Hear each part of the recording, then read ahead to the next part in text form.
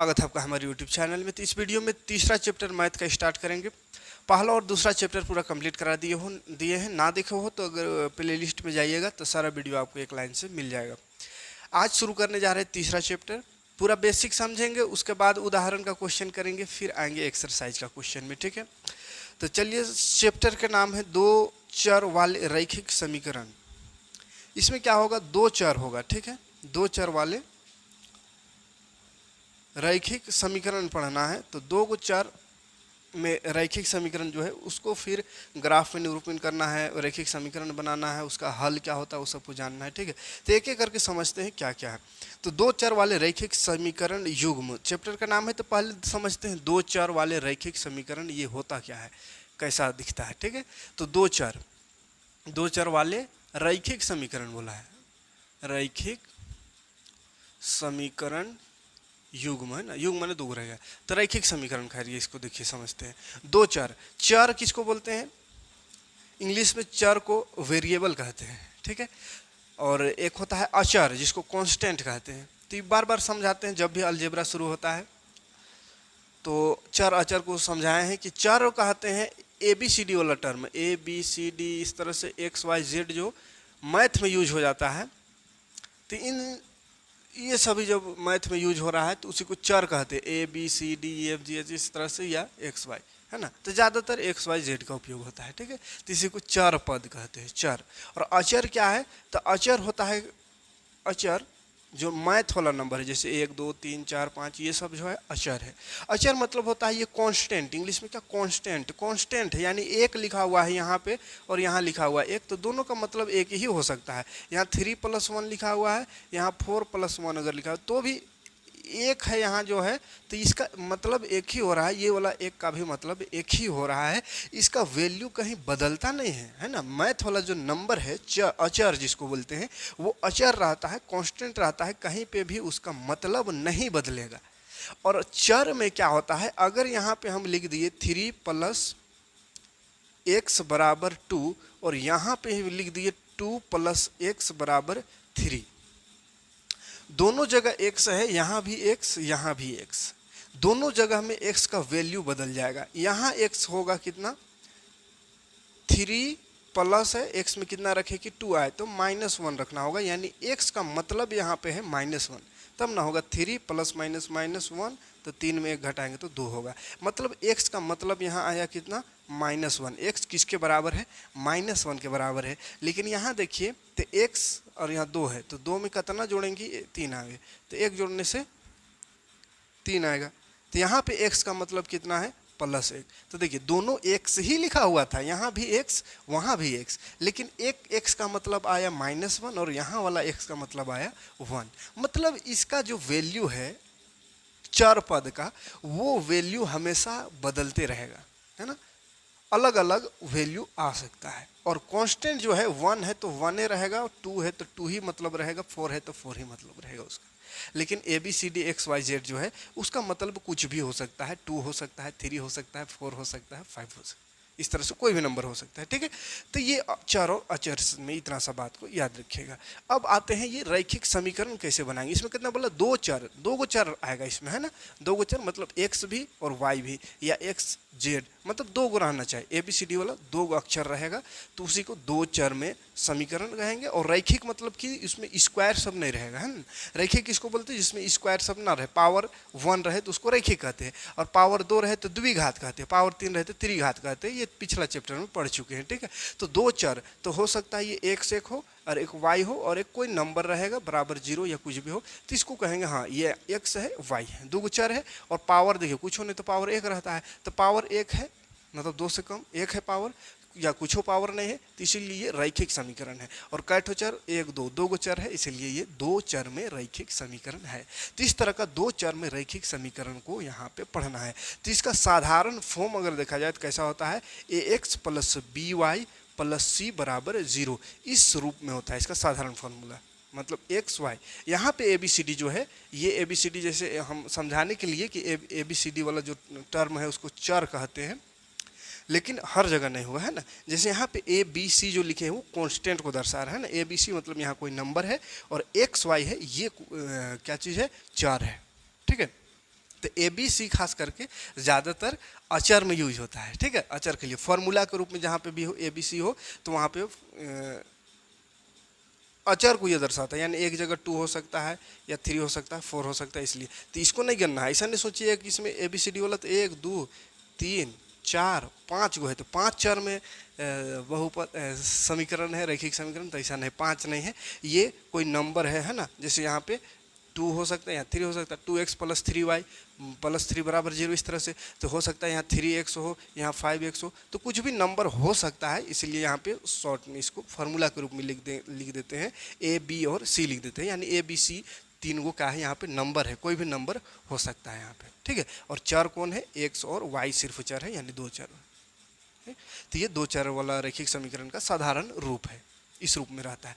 लेकिन इसमें और एक चीज़ याद रखना है, ए और बी जो है वो नॉट इक्वल टू 0 होना चाहिए। ए और बी में 0 नहीं होना चाहिए, बाकी सी में 0 हो सकता है लेकिन इसमें 0 नहीं होना चाहिए। क्यों नहीं होना चाहिए, अगर इसमें अगर 0 हो जाए ए में, तो ए 0 हुआ तो x से गुना होकर के वो 0 बन जाएगा, y में 0 हुआ तो ये y को गुना करके 0 कर देगा, तो 0 0 और c में कोई नंबर है मान लीजिए 2, तो 0 0 2 मतलब 2 होता है, तो 2 = 0, इस तरह का कोई समीकरण नहीं होता है, ठीक है।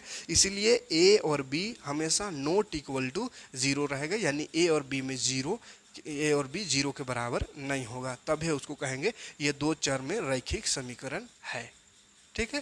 तो ये 2 चर में रैखिक समीकरण समझ में आ गया। अब इसको करना क्या है इसमें, उसको हम समझते हैं, किताब में आते हैं, बुक में क्या क्या इसमें करने को कहा है।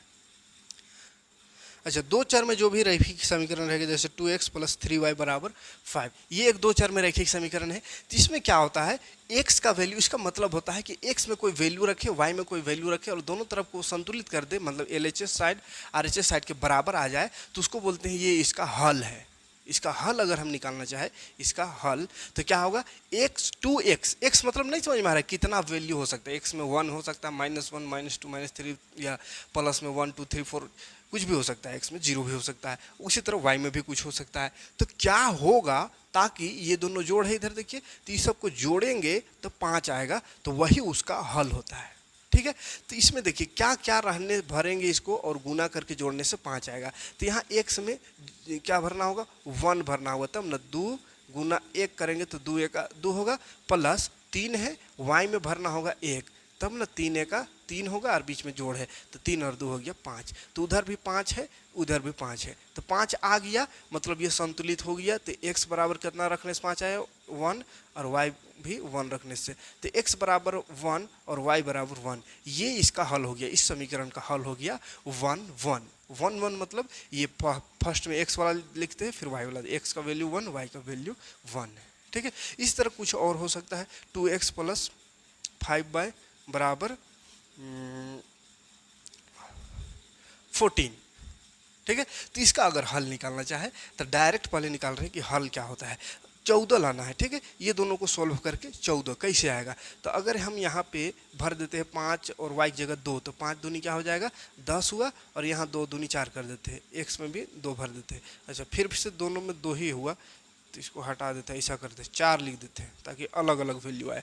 तो 5 दूनी 10 उधर हुआ, अरे 4 14 हो रहा है, तो x में कितना भरना होगा, 1 है ना, बीच में जोड़ है, तो 4 1 4 होगा, और इधर 5 दूनी 10, तो 10 और 4 आ गया 14। तो क्या क्या रखने से आया, x में 1 रखे, y में 2 रखे, तो x बराबर 1 और y बराबर 2, ये इस समीकरण का हल है, ठीक है। तो हल मतलब समझ में आता है कि x और y का कौन सा ऐसा नंबर को पुट करे, कौन सा ऐसा वैल्यू को समीकरण में रखे ताकि इसका जो LHS और RHS दोनों साइड इक्वल आ जाए, तो उसी को उसका हल कहते हैं।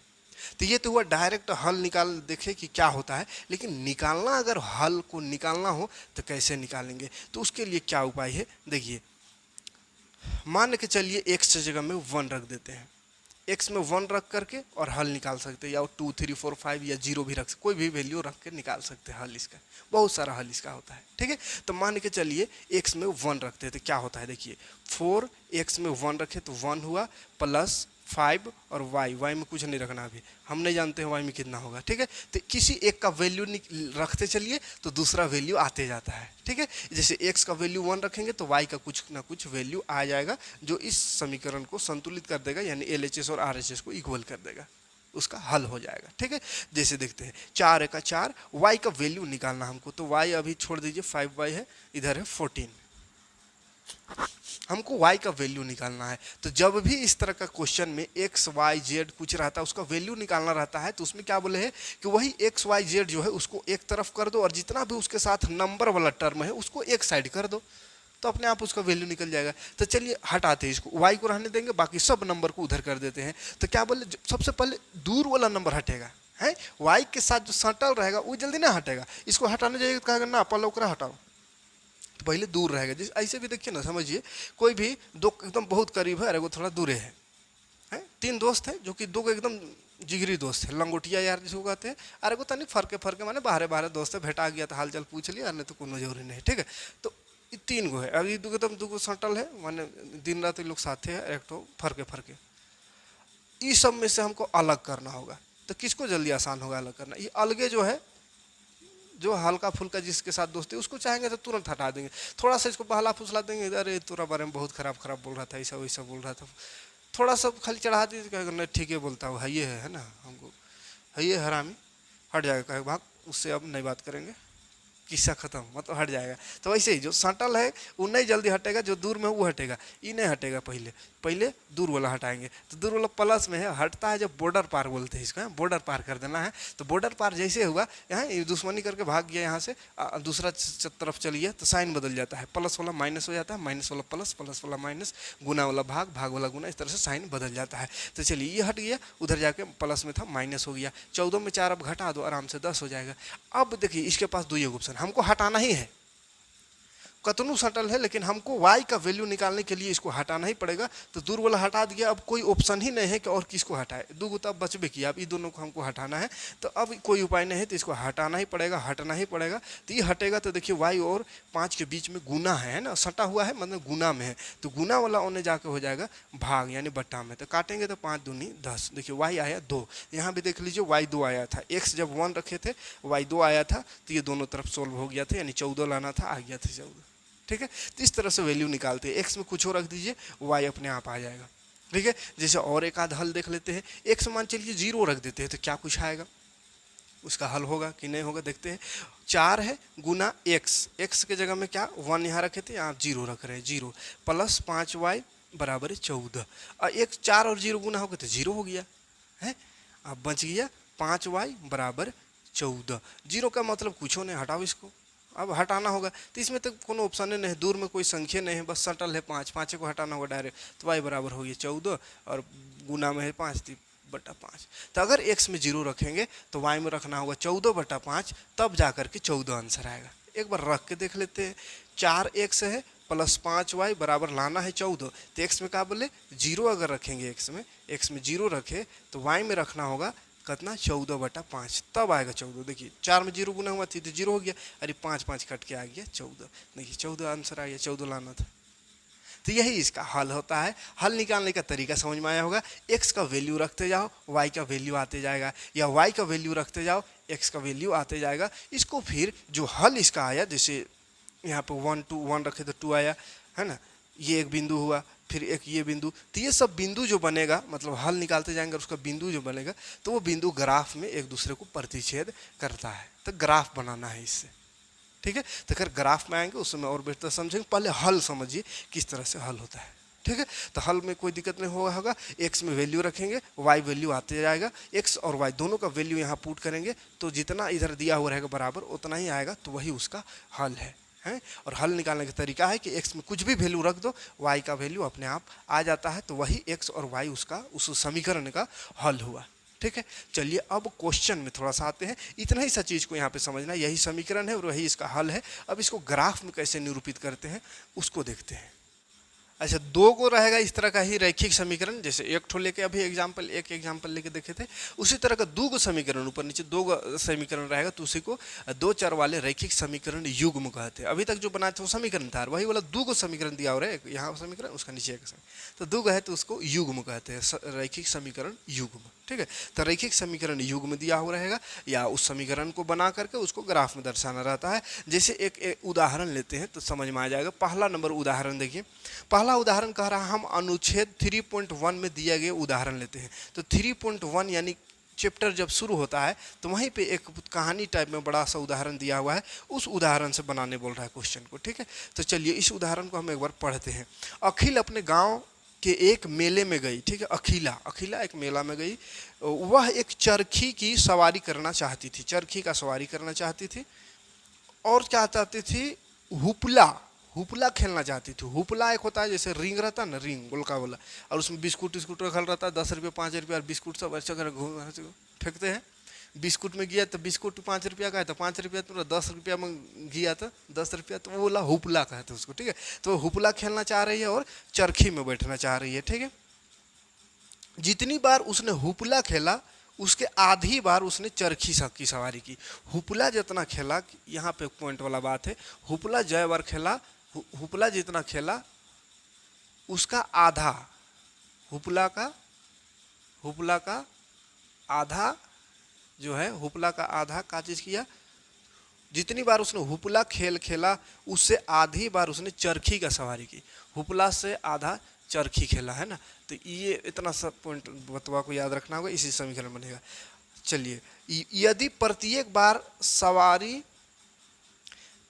की सवारी के लिए उसे 3 रुपया, सवारी के लिए चरखी सवारी का खर्चा है 3 रुपया, और हुपला प्रत्येक बार खेलने के लिए 4 रुपया है, 4 रुपया खर्च करना पड़े, तो आप कैसे ज्ञात करेंगे कि उसने कितनी बार चरखी में सवारी की और कितनी बार हुपला खेला, जबकि उसके लिए कुल खर्च 20 रुपया किए, 20 रुपया कुल खर्च किया, कुल खर्च उसने 20 रुपया किया, तो कैसे जानेंगे कि कै बार हुपला खेला होगा, कै बार चरखी खेला होगा, ताकि 20 रुपया उसका पूरा खर्चा हो गया। इसको बताना है, ग्राफ द्वारा इसको निरूपित करके दिखाना है, और इसको हमको सॉल्यूशन बताना है। क्या, देखिए क्वेश्चन समझिए ध्यान से। क्वेश्चन बहुत लंबा सा लिखा हुआ है वहाँ पे, लेकिन इसको हम शॉर्ट में समझाते। देखिए, कोई है का अखिला की जो भी है, नाम से क्या मतलब, तो अखिला जो है हुपला खेलती, हुपला खेल, और हुपला खेल जितना बार खेली, 1 2 3 इस तरह से फेंक जितना बार खेली उसका आधा चरखी खेली। मतलब हुपला अगर 6 बार खेली होगी तो 3 बार चरखी का सवारी की।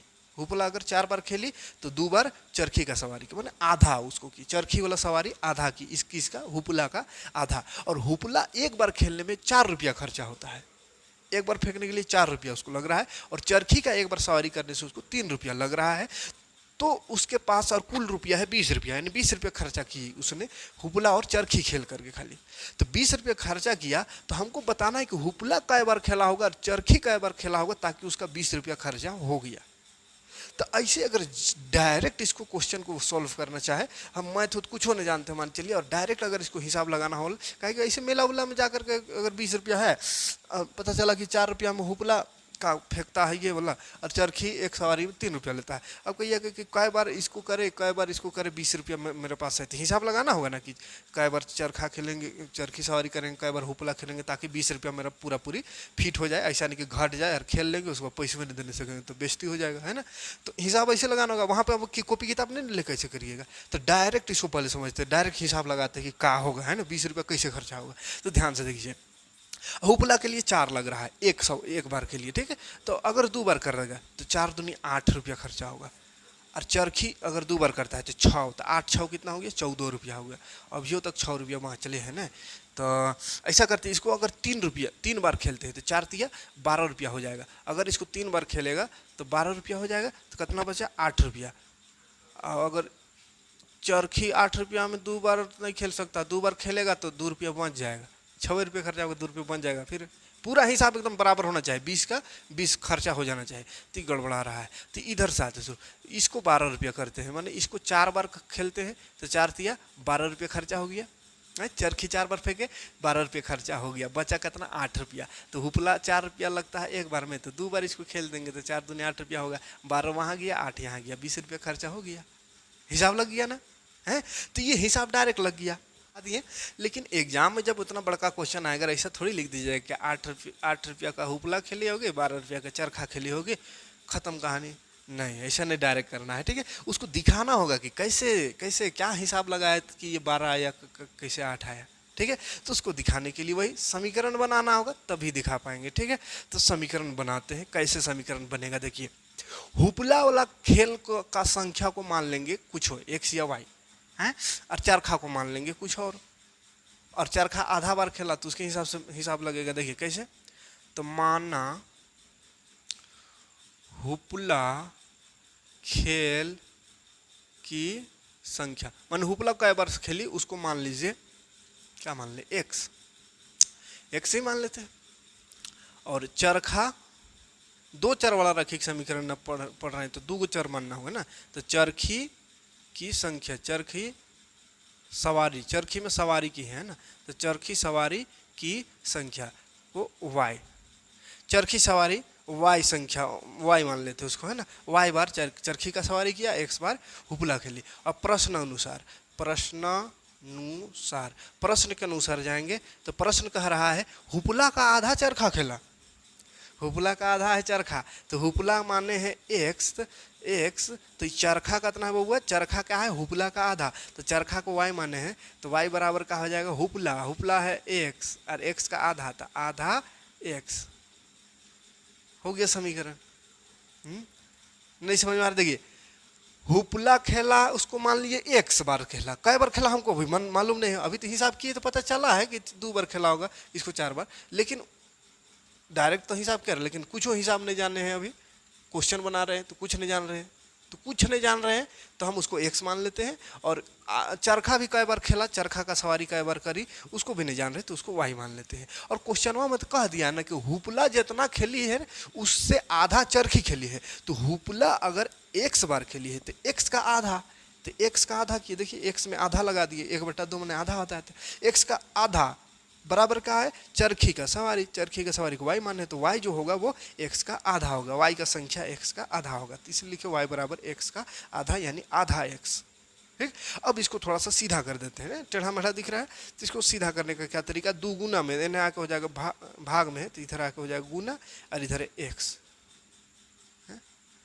एक्स को इधर ले आते हैं, इधर ले आओ, या इसको ही उधर ले आते हैं, तो एक्स ये वाला प्लस में है, उधर जाकर -2 है, तो उधर चल गया तो कोनो इधर नहीं बचा तो 0, तो इसको मान लेंगे समीकरण 1। ये एक ठो बन गया 2 चर वाला रैखिक समीकरण।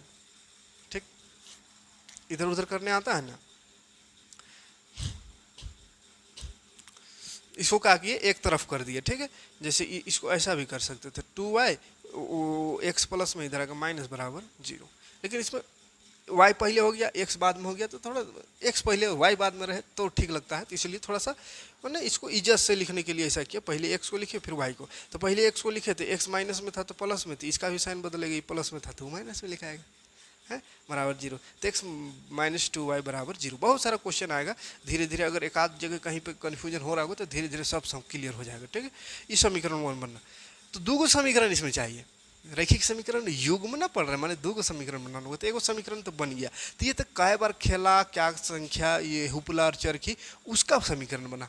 अब एक और चीज बोला है इसमें, और खर्चा वाला भी तो बात है, 20 रुपया उसके पास है तो खर्च वो तो हमको निकालना है, तो 20 रुपया है, 20 रुपया है, और कई रुपया लग रहा है, हुपला खेलने में 4 रुपया लग रहा है, चरखी खेलने में 3 रुपया लग रहा है, तो पैसवा का भी हिसाब बैठाना है, टोटल 20 रुपया है, 20 रुपया खर्चा कर देना है ये दोनों खेल में। तो देखिए ध्यान से, हुपला को एक्स माने हैं, हुपला एक्स बार खेली तो एक्स बार खेली, एक्स ये हुपला है, हुपला एक्स बार खेले और हुपला एक बार खेलने का 4 रुपया लगता है, तो एक्स बार खेलने का कितना रुपया हो जाएगा, 4x, एक्स मान चलिए मतलब 3, अगर तो एक बार में 4 लग रहा है तो 3 बार में कितना था, 4 × 12 रुपया लग रहा है, गुना ना होगा, 4 × 12 ये गुना होगा, तो वैसे एक्स माने हैं, 3 4 अभी नहीं जान रहे, एक्स मान लिए हैं और 4 रुपया लगता है एक बार में, तो एक्स बार में कै रुपया लगेगा, तो 4 × x, तो 4x हो गया, तो 4x हो गया, फिर प्लस यानी 4x में जितना पैसा लगा उसको, उसके बाद फिर जोड़ देंगे चरखी में कितना पैसा लगा उसको, तो दोनों मिला के 20 रुपया होगा। ठीक है, तो 4x यानी हुपला वाला हिसाब कर दिए, अब चरखी का हिसाब करते हैं, चरखी को क्या माने है y, और इसमें 3 रुपया लग रहा है, तो 3y हो जाएगा बराबर 20, हो गया काम खत्म, 4x प्लस 3y बराबर 20 बन गया समीकरण 2 समीकरण बन गया। अब इसको हल करना, अब उदाहरण वाला क्वेश्चन में आते हैं। ठीक है, यहाँ से समीकरण निकाल दिए अनुच्छेद से, जो कहानी टाइप का दिया हुआ था। अब उदाहरण में क्वेश्चन कहा है कि 3.1 में जो उदाहरण दिया हुआ है, अकील के पास 20 रुपया है, इसको इस हुपला खेलना चाहती है या ये सब खेलना चाहती है। इन स्थितियों के लिए बीजगणित और ग्राफ रूपों में व्यक्त कीजिए। इन स्थितियों को बीजगणित और ग्राफ रूप में व्यक्त करने बोल रहा है। ठीक है, तो समीकरण तो आ गया। अब समीकरण को हमको बोला है कि हल करो इसको, है ना, और ग्राफ में इसको दर्शाओ। तो चलिए दोनों समीकरण पहले एक जगह लिख देते हैं। एक समीकरण 1 से समीकरण 1 में आएंगे तो x माइनस 2y बराबर 0 है, तो x बराबर इसको लिख सकते हैं माइनस में, तो उधर जाके प्लस 2y। अब देखिए x का वैल्यू अगर रखते जाएंगे तो y का वैल्यू आता जाएगा, y का वैल्यू रखेंगे तो x का वैल्यू आएगा, है ना, पहले समझा दिए हैं। तो इधर y है तो y का ही वैल्यू रखते जाओ तो आसानी से बनेगा। ठीक है, तो उसके लिए एक टेबल इस तरह से बना लेना है, इस तरह से, और एक में x लिखना है, एक में y लिखना है, यानी y का वैल्यू जितना रखेंगे उसको y में, और x जो आएगा उसको x में रखते चलेंगे। ठीक है, तो मान चलिए हम y में 0 लेते हैं। ठीक है, तो x बराबर क्या आ जाएगा 2, y में 0 लिए तो 0, तो 2 0 गुना हुआ तो x आया 0 हो गया। फिर x बराबर हम 1 ले लेते हैं, चलिए, तो x बराबर क्या हो जाएगा 2 गुना y में 1 ले लेते हैं, y में 1 है ना, तो 1 हो गया, तो 2 1 2, तो x आया 2, 2 को काफ़ी है। ठीक है, ये किसके लिए है, तो x माइनस 2y बराबर 0, ये समीकरण का बन गया। अब समीकरण 2 में आते हैं, समीकरण 2 से। ठीक है, समीकरण 1 का हल हो गया। समीकरण 2 में आएंगे तो 4x है प्लस 3y बराबर 20 है। तो चलिए यहाँ y को रहने देते हैं, x वाला उधर करते हैं। ठीक है, तो 20 पहले से है, ये प्लस में 4x है, उधर जाकर माइनस 4x हो जाएगा। अब हमको y निकालना है, तो y को छोड़ दीजिए, 3 को हटाइए, तो 20 माइनस 4x 3 गुना में, तो भाग टोटल सबका भाग में आ जाएगा नीचे बटा में 3। अब वैल्यू फिर से रखते चलेंगे, तो यहाँ एक टेबल बना देते हैं, x y, x इधर है तो x का वैल्यू रखते चलो, मान चलिए x में 0 रखते हैं, तो y कितना आएगा 20 माइनस 4 गुना x में 0 बटा 3, तो 20 और 4 गुना 0, तो 4 0 से गुना होगा तो 0 हो जाएगा, तो बच गया 20 बटा 3, तो y आ गया 20 बटा 3। अब 20 बटा 3 को पॉइंट में कर दो तो 3 छक 18, 2 बचेगा, पॉइंट लगेगा, फिर 3 छक 18, 3 छक 18, इस तरह से आते रहेगा, तो 6.66 लिख देते हैं। ठीक है, फिर x की जगह में अगर मान के चलिए 2 रख दे, चलिए 2 रख देते हैं, तो y बराबर क्या आ जाएगा 20 माइनस 4 x में 2 रखते हैं बटा 3 है, तो 20 माइनस 4 दूनी 8 बटा 3, 20 में 8 घटाएंगे तो 12 बटा 3, काटेंगे 3 चौके 12, तो y आया 4। तो यही इसका हल हो गया। क्या हल हो गया, क्या समझ में आ रहा है, तो क्या समझ में आया, पहला समीकरण को हल कर दिए, कोई दिक्कत नहीं, दूसरा को हल कर दिया। अब इसको ग्राफ में हम दर्शाएंगे तो क्लियर समझ में आएगा कि हुपला को कै बार खेला है, हुपला कै बार खेला था, हिसाब लगाए थे तो 2 बार, तब ना 4 दूना 8 रुपया हुआ था, और इसको 4 बार खेली थी तो 4 तिया 12 रुपया हुआ था, 20 रुपये खर्चा हुआ था। तो अभी नहीं पता चल रहा है ना कौन कितना बार खेली, लेकिन इसको ग्राफ में दर्शाना पड़ेगा, ग्राफ में दर्शाएंगे तो क्लियर समझ में आ जाएगा। ठीक है, तो ग्राफ में कहाँ दर्शा दे, ग्राफ, चलिए यही छोटा सा ही ग्राफ में अभी समझाते हैं। ग्राफ में इसको कैसे दर्शाएंगे, देखिए यहाँ 0 0 होता है, इधर x है, ये y है, ये y डैश है, ये x डैश है। ठीक है, 6 तक हाईएस्ट नंबर है, कोशिश करते 1 2 3 4 5 6 7, इधर 1 2 3 4 5 6 7 तक जाते हैं तब काम होगा, है ना, 7। ठीक है, इधर -1 -2 -3, माइनस में तो कोई नहीं है तो 3 को लिख दी काफ़ी है, -2 -3। ठीक, ग्राफ में कैसे दर्शाते हैं, देखिए पहले इसको देखिए, x में अगर 0 रखे तो y 0 आया, तो x 0 0 0 0 यहाँ पे है, x 0 y 0, तो ये एक बिंदु बनेगा। फिर 2 रखे तो 1 आया, 2 रखे मान x में 2 y में 1, x में 2, x लाइन में देखिए 2 y में 1, तो इसको सीधा ऐसा कर देना है, यहाँ इसका बिंदु बन रहा है, x में 2 y में 1, ऐसा लिख देना है। तो 2 बिंदु बना, ये दोनों बिंदु को इस तरह से खींच देना है सीधा, स्केल से सीधा कर देना है। ठीक है, तो ये वाला जो लाइन बना वो कौन सा समीकरण का, उसको भी लिख दीजिए, x माइनस 2y बराबर 0, इसका बना।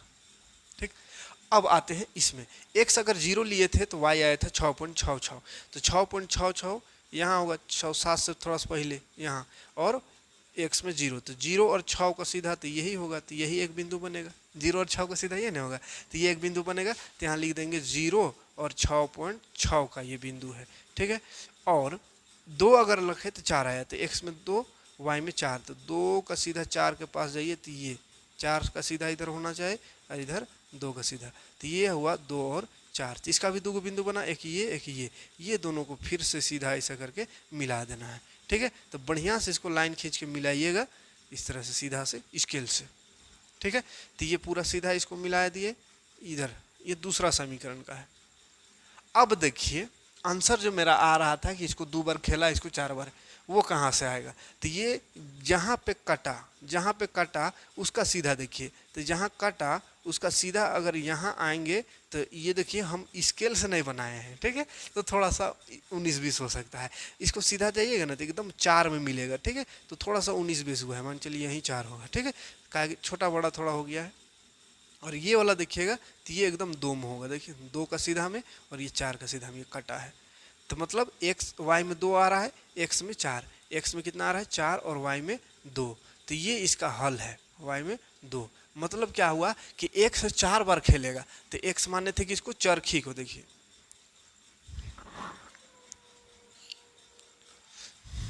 मतलब एगो 4 बार खेलेगा एगो खेलवा को और एगो को 2 बार। तो यहाँ भी वही हुआ था, चरखी देखिए 4 बार और हुपला को 2 बार, तो 4 तिया 12 रुपया हुआ था, यहाँ 8 रुपया, तो 12 8 20 रुपया हुआ था, ठीक है।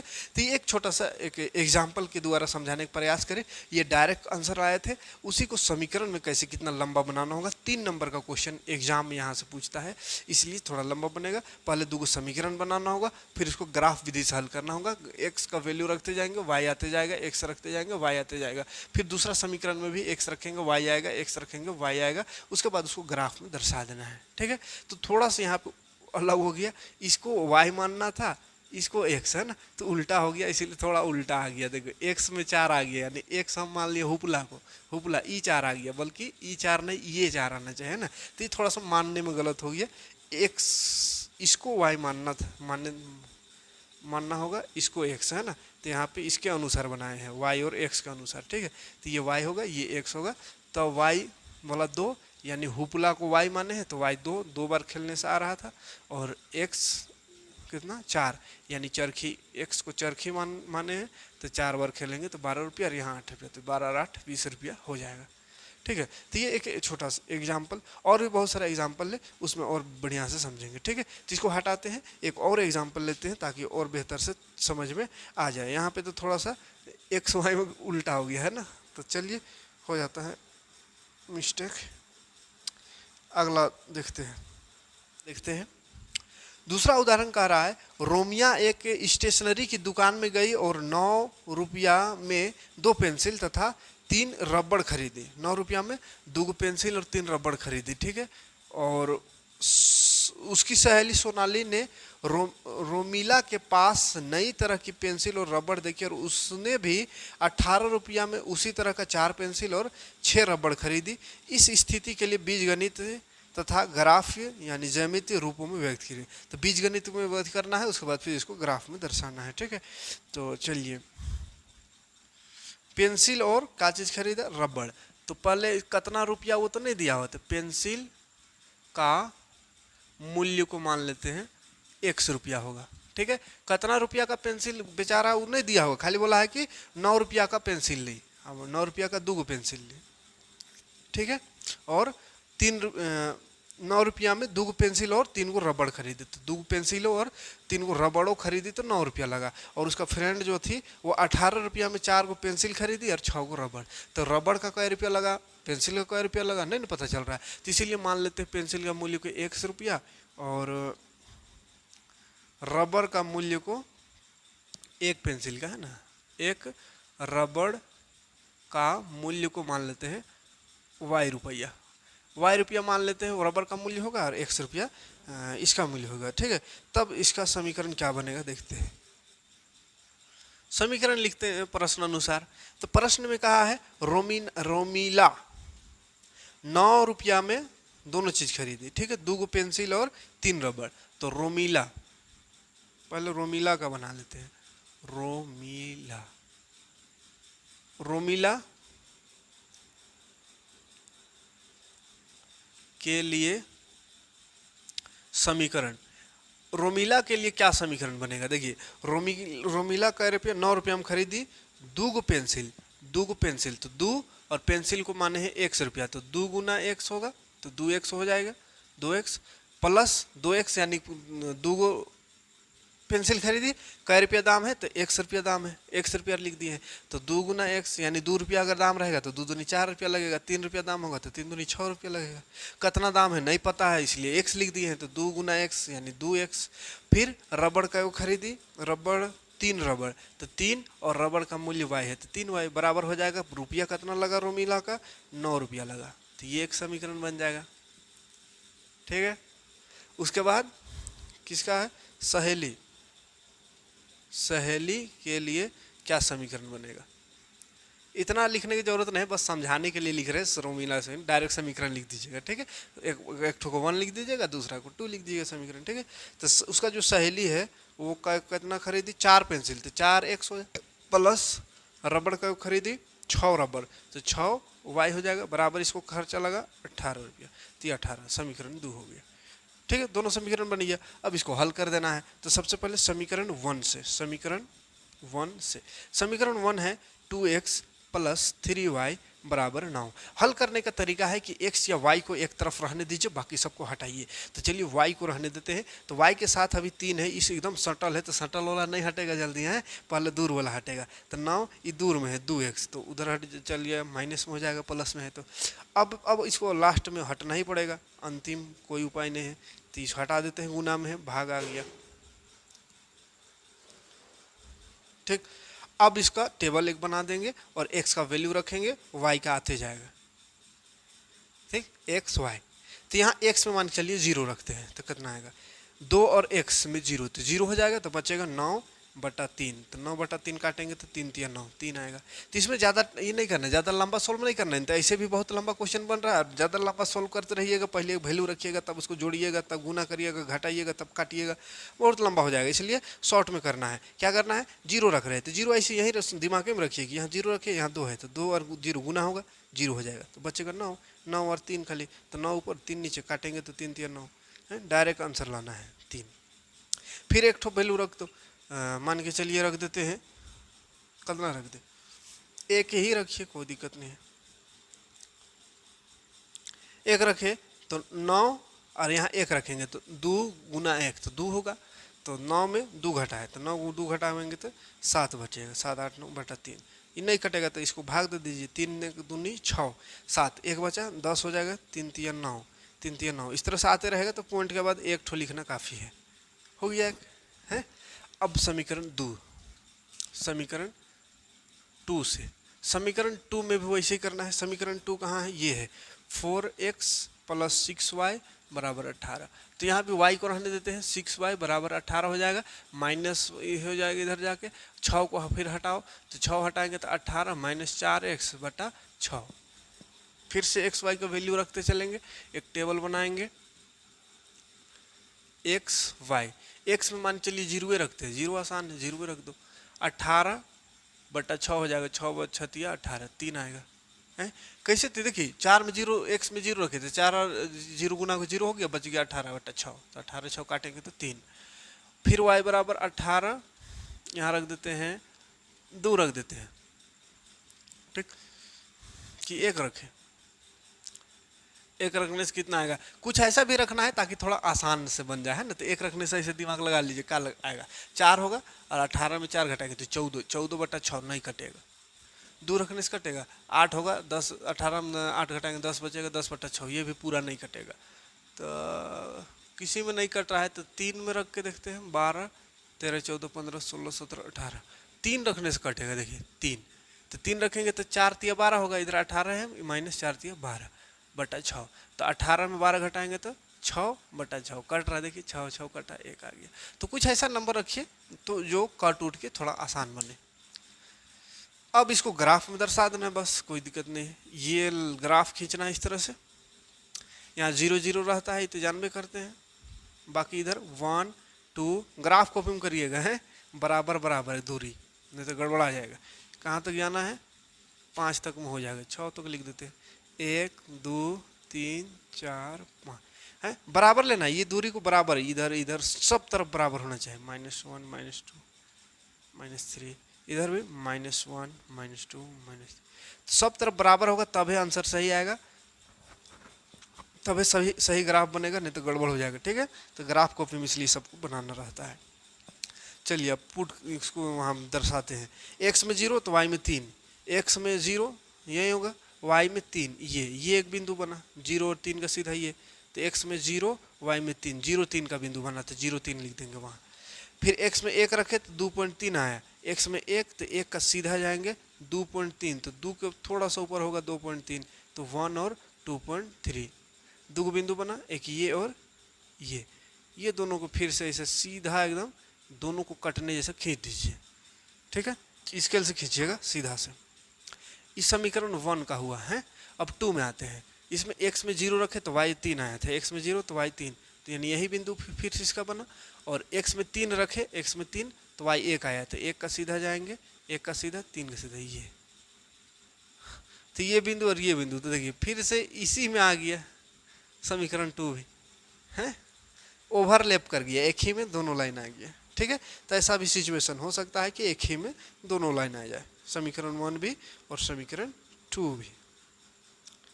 ठीक है, तो इसको निरूपण करना तो हो गया निरूपण है, कोई दिक्कत नहीं है, आगे बढ़ते हैं। एक और उदाहरण है, उसको भी देख लेते हैं। ठीक, तीसरा कह रहा है 2 रेल पटरियां समीकरण इतना इतना को द्वारा निरूपित की गई है इन स्थिति ज्यामिति। इसमें समीकरण दिया हुआ है। ठीक है, समीकरण बनाने की जरूरत नहीं। x + 2y बराबर -4 बराबर 0 एक समीकरण दिया हुआ है, और एक समीकरण दिया हुआ है, इसको मान लीजिए 1, और दूसरा समीकरण दिया हुआ है 2x + 4y -12 बराबर 0, ये दूसरा समीकरण। इसको ग्राफ में खाली दर्शा देना है। ठीक है, तो इसको सोल्व करना है डायरेक्ट। तो समीकरण 1 से आएंगे, समीकरण 1 से, समीकरण 1 में है x + 2y -4 बराबर 0। क्या करना है, x या y को रहने देना, बाकी सबको हटाओ उधर। तो चलिए x को ही रहने देते, किसी को भी रख सकते, कोई जरूरी नहीं कि x ही रखे या y, तो x को इधर रहने दो, बाकी सबको हटाओ। तो ये -4 उधर जाके +4 हुआ, और ये प्लस में 2 है तो उधर जाके -2y हो गया। अब इसका टेबल बना दो एक, हाँ x y।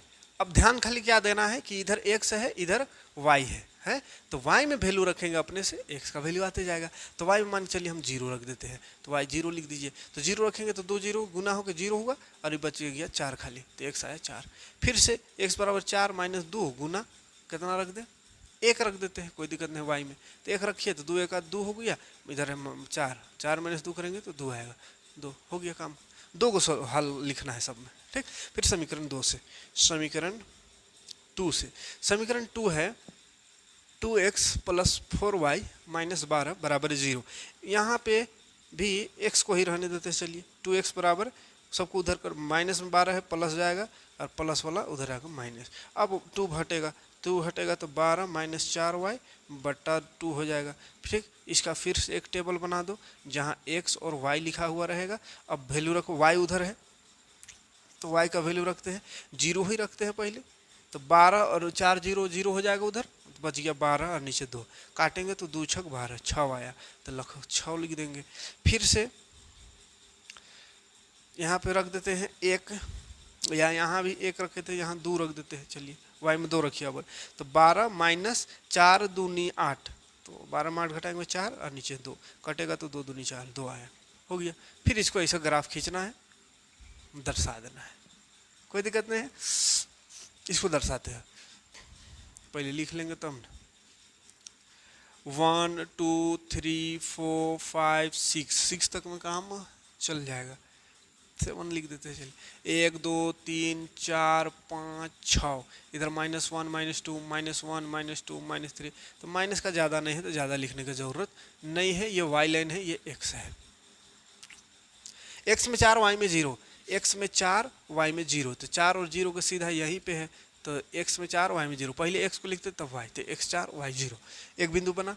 x में 2 y में 1, x में 2 y में 1, तो यहाँ पे होगा तो 2 और 1, ये बिंदु, तो एक बिंदु ये, एक ये, दोनों को मिलाते हुए ऐसा सीधा खींच देना है लंबा सा, है सीधा नहीं हुआ।